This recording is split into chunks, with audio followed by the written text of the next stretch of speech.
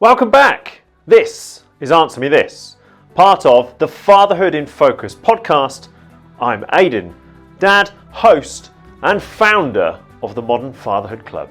Every week I'm going to ask you one uncomfortable question, not to shame you, but to sharpen you. Because this is about legacy, it's about impact, and the man that your kids actually need to see when you walk into the room. Because the world is happy for you to just cope. We're here to help you choose how you show up, how you lead, and how you love. Before we dive in, if you haven't already, subscribe to the podcast, hit subscribe on YouTube, and grab one of our free fatherhood resources at themodernfatherhoodclub.com. They're built to support you on those early, messy days, right through to the years when they're shouting at you from across the room. All right, take a breath. This week's question is gonna test you. Let's get into it. This week, I want you to think back. I want you to reflect on those early days, the early steps, your preparation, your readiness, how you felt about becoming dad. So this week's question is simple. Were you ready to become a dad? Or did you just hope, like I did, that you'd figure it out on the way? Tell me the truth. Don't polish it. What did it feel like to walk into fatherhood for the first time? What did your partner see? Did she feel that you had her back? Did you do anything to prepare? And did it initially catch you off guard? Now, I believe this is the stuff that we don't talk about. Life is busy, and welcoming a new baby into the fold can throw even the best of us into absolute chaos. I think when we struggle with the seismic shift, we choose to bottle it up because we have little space to really think about it. And to be honest, there's so much going on in those early days that we're just clinging on and getting through. But here's why I think this moment of reflection is so important. Because fatherhood teaches you more about yourself than anything I've ever done. I question my approach. I chase more time with my boys and with my wife. I feel guilty when there's something else that needs to be done. I question whether I'm good enough. Am I a good enough role model? I'm constantly learning, not just to adapt to the different pressures, but the different personalities and how they respond to me as their dad. I'm constantly looking to be a better person, more connected and more present. I look at time differently now. I look at the value of the people I surround myself with differently. The conversations are different. The desire to do more, push for more, make more. These are ever present. I constantly look though at the balance, how I show up, and what's impacting the way that I show up. I question my tone, what they see, who they see. I question whether we've made the right choices. I question whether they're getting the best of us as parents, as a couple, and as individuals. I challenge whether I could do more, show them more love, more affection, more of me. So when I look at this question, was I ready to be a dad?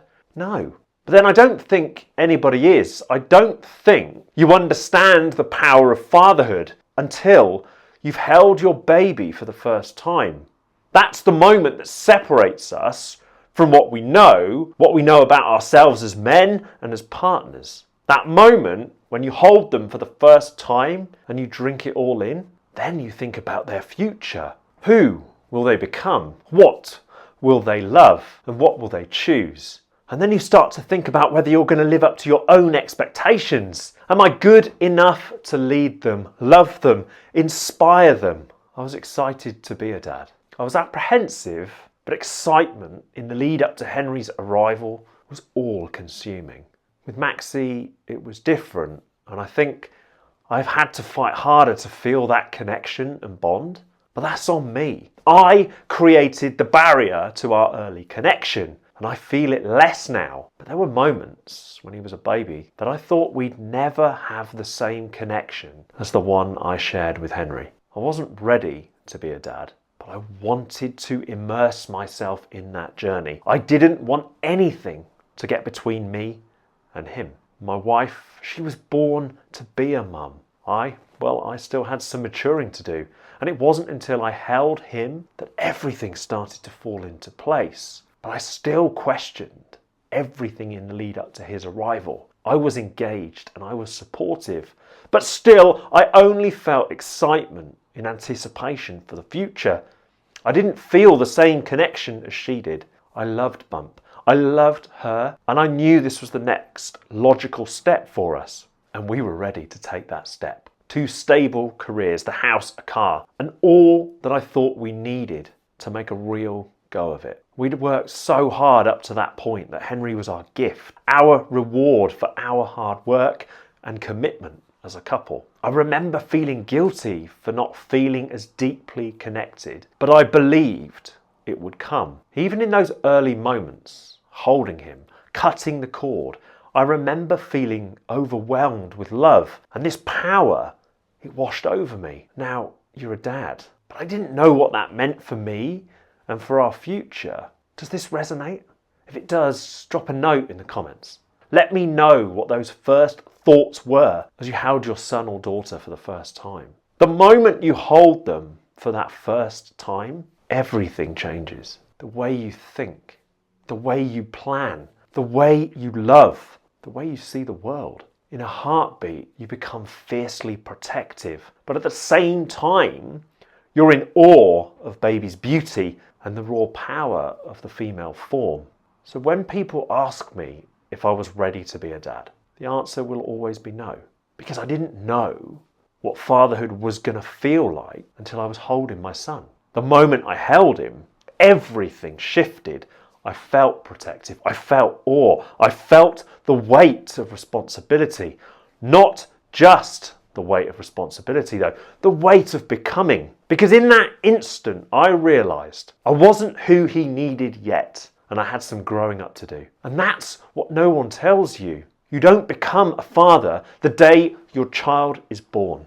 You become a father every day after that by choosing to show up, growing up, opening up, and living as they need you to live. When Maxie came along, I was a mess. I was lost and confused, and Henry and I were further apart than I ever hoped we'd be. That's when I realised fatherhood had caught me out. It wasn't being dad. I'd settled into that role, and I was giving it everything I had. It was the distance that life had created. My choices created. My lack of confidence created. You see, it's a gift. One we receive even when we're not ready. When we're gifted such responsibility, though, we either grow with it or we get crushed by it. We serve as best we can with the tools we've picked up along the way and from those empowered to teach us. But fatherhood is a duty with unmatched responsibilities,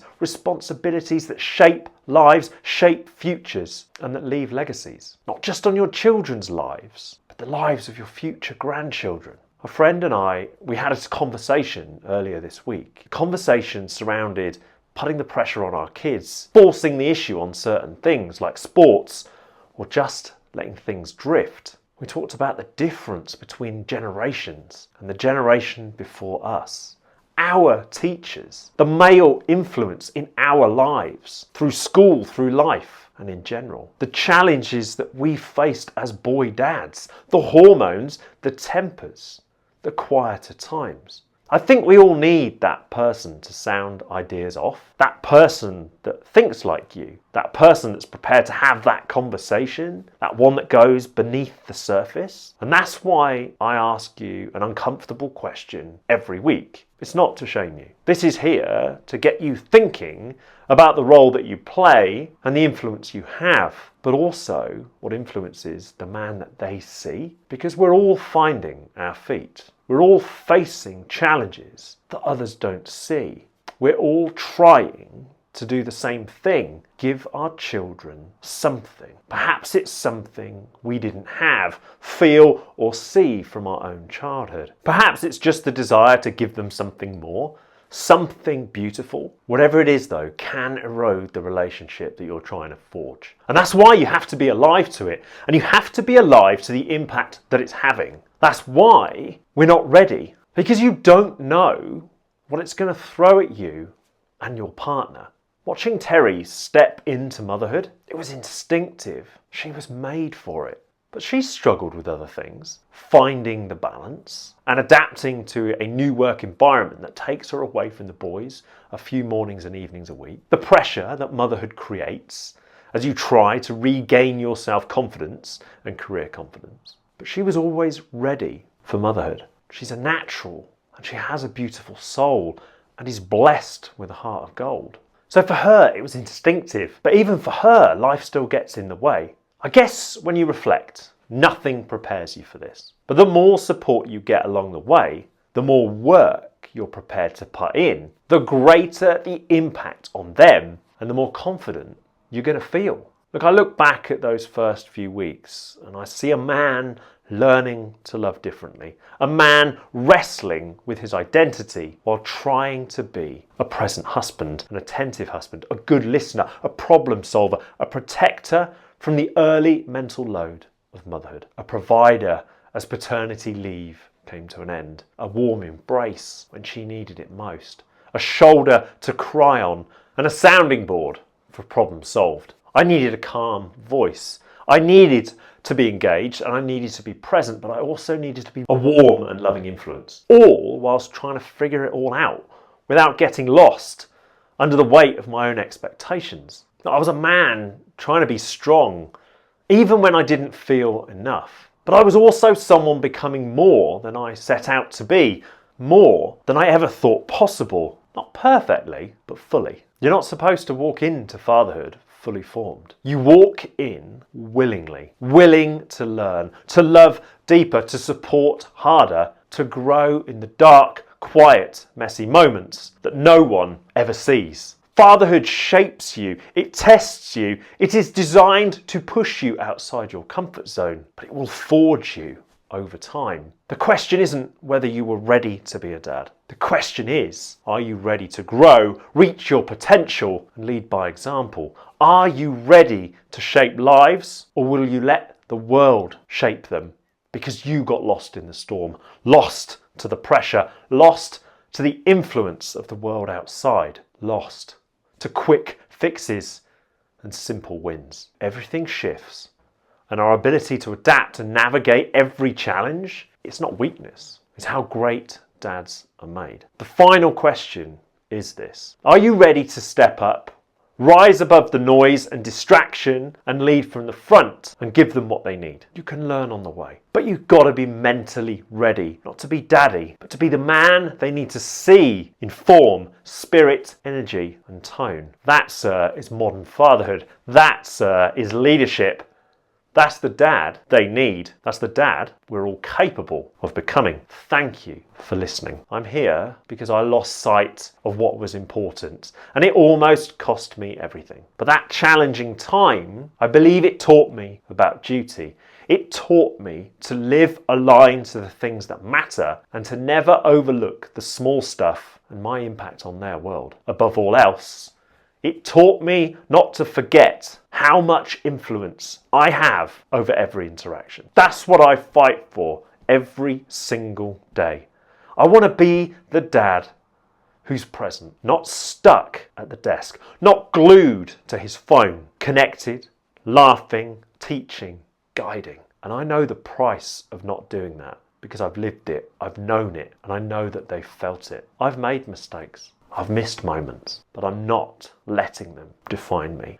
I'm fighting for a future that serves my kids, not just one that looks good to you, to me on paper. Remember, your standard will always set the tone, and it will create a vision for their future, one that you are empowered to nurture over time. This podcast has never been about making sweeping change. It's about taking a step forward today, another tomorrow, and doing it every single day. Because if you start today, where will they end up? What path will they follow? And how much will you and they grow along the way? Most important of all, what will that bond that you share be like? As always, write your answers down to the questions, dive into the detail, and create something so powerful and unique that you cannot wake up and not move toward it.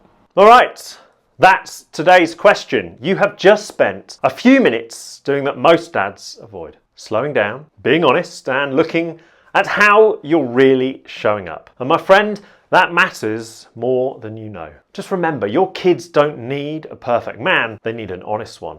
And a dad who's willing to reflect, reset, and lead from the front, even when he's tired, under pressure, or just coping more than he'd like to admit. If this episode landed for you, subscribe to the podcast. Hit subscribe on YouTube so you don't miss any of our future episodes. And if you haven't yet, please join us at themodernfatherhoodclub.com, where you'll find our free resources and reflection questions, the ultimate new dad toolkit, the new dad recharge course that's designed for anyone looking to realign their energy and their priorities. And there will be details on our upcoming antenatal course for new and expecting dads. Look, I'm not perfect.